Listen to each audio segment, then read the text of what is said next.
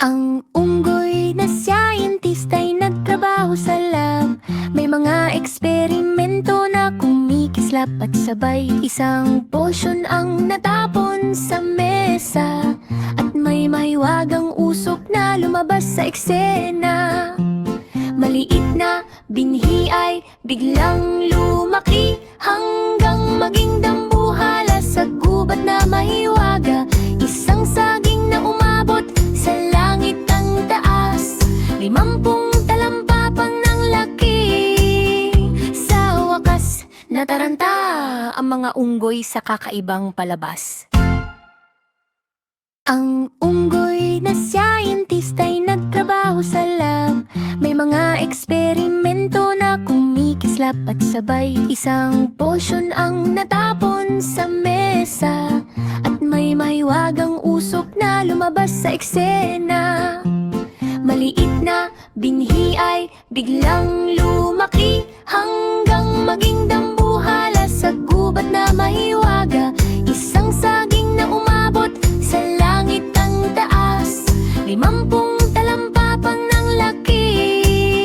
Sa wakas, nataranta ang mga unggoy sa kakaibang palabas. Huli, sinala.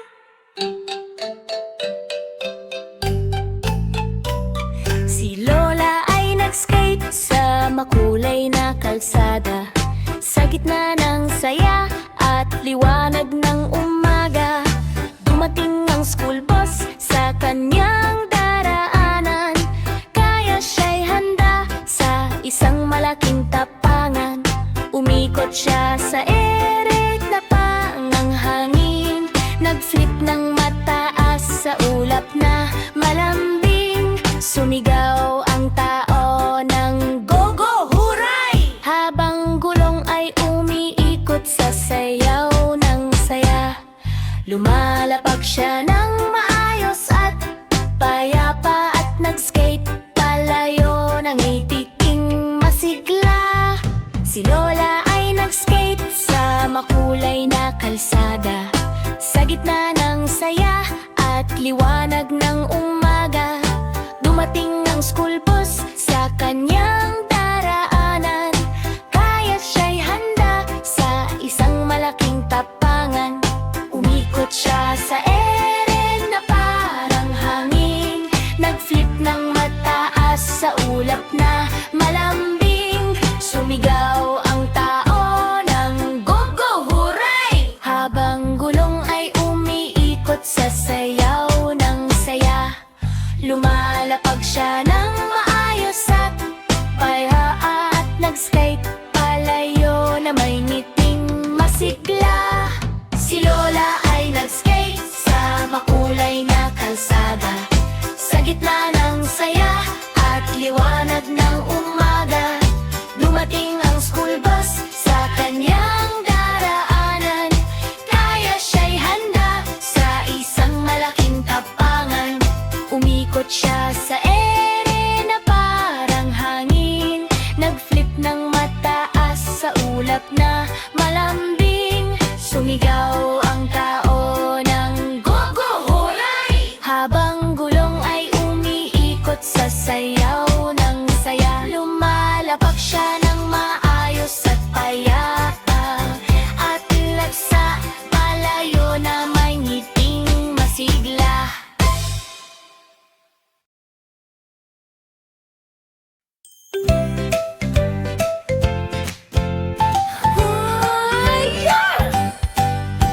Si Donkey ay nagsanay sa him araw-araw. May mga weights na mabigat at matibay ang hawak. Ang leon ay umungal na puno ng lakas, habang handa rin sa laban ng katawan na tikas. Nagpo sila sa harap ng maliwanag na ilaw, habang judges ay tinitingnan ng bawat galaw. Si Donkey ay nag-flex ng may kumpiyansa, habang leon ay sinusubukan ding magpakita. Sumabog ang sigawan ng hip hooray! Si Donkey ang nanalo sa huling araw na yun. Lakas at tawa ang nanaig sa buong show. Si Donkey ay nagsanay sa lihim.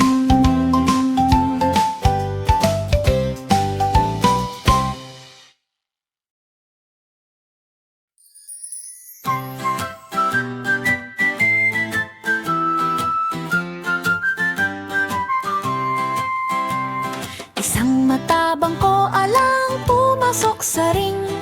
May kumpiyansang galaw at malakas na swing. Sumigaw ang tao nang tumunog ang kampana sa makukulay na ilaw ng buong arena. Dalawang malalaking kalaban ang naglaban habang lupa ay umuga na parang alon. Ang koala ay bumangga ng may steady na lakas at isang galaw lang ay agad na nagwakas. Sumabog ang sigawan sa buong paligid habang gintong medalya ay kuminang sa dibdib. Ang tagumpay ay parang panaginip na tunay.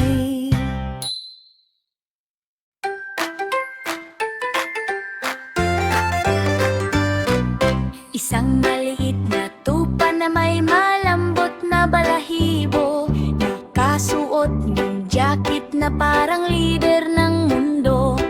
Mga makina ng motor ay umuunggal sa daan sa makukulay na kalsada.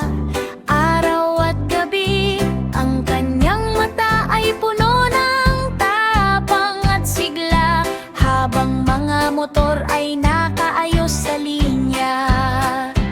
Dito tayo, ang kanyang utos na malakas, habang usok at ang apoy ay sumasabay sa galaw. Sumunod hanggang sa bawat kanyang utos, habang kalsada ay naging ligaw na palabas. Ang tupa, ang boss ng walang pagdududa.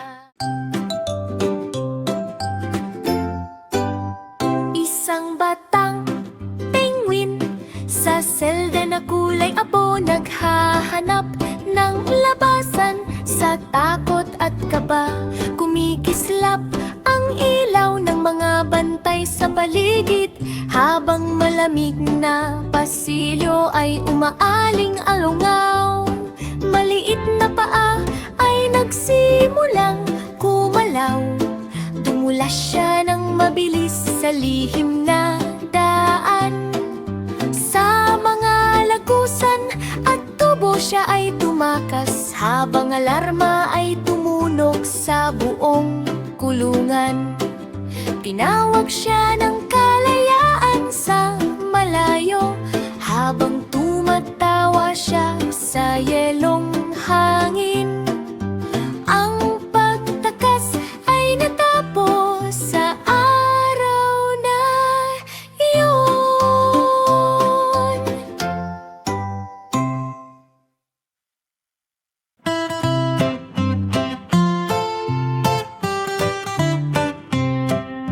Ang hamster ay pumasok sa kahon na karton. May mga gear at gulong na umiikot.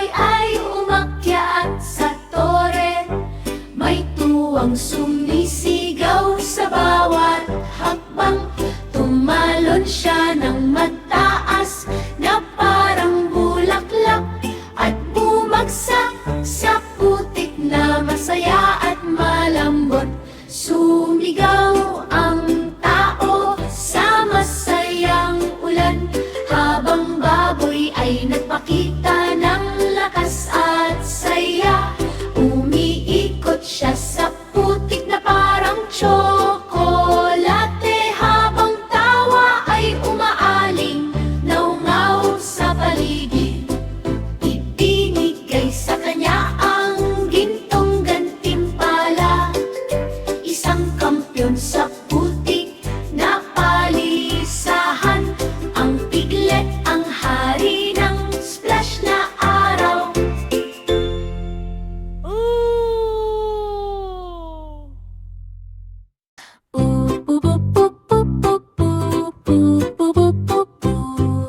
Isang puting ang naglakad sa kalsada ng nayon. May maliliit na paa at matang mausisa. Nakakita siya ng kahon sa ilalim ng puno, na kumikinang na parang misteryo sa mundo. Binuksan niya ito ng may pagtataka, at mga bote ng gatas ang natuklasan niya.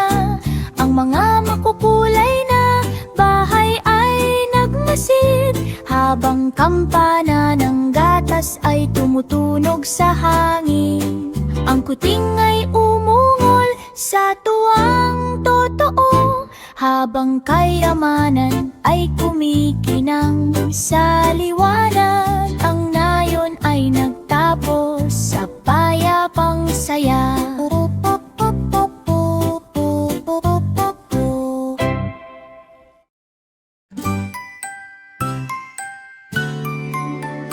Si Piglet ay kumuha ng pintura sa kamalig. Makukulay na kulay ang kanyang handang dalhin. Tiningnan niya si Kawat, hello!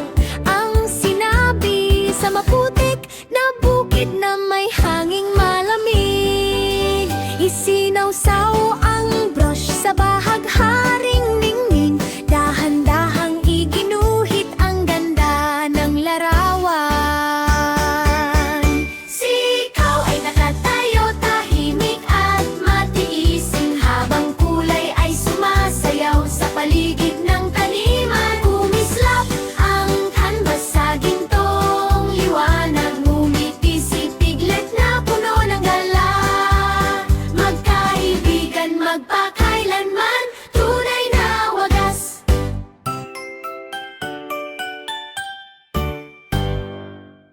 Si Lolo ay pumasok sa araw na masaya. May funky music na sumasabay sa saya. Dumating ang gorilya na handang sumayaw sa gubat na puno ng ilaw at sigaw. Umiikot sila sa breakdance na galaw, habang lahat ay sumisigaw ng hey, hey, wow! Si Lolo ay dumulas sa sahig ng mabilis, parang sayaw ng beats na sobrang bilis. Pumalakpak ang gorilya sa saya ng laban, ngunit si Lolo ang nagwagi sa dulo ng labanan.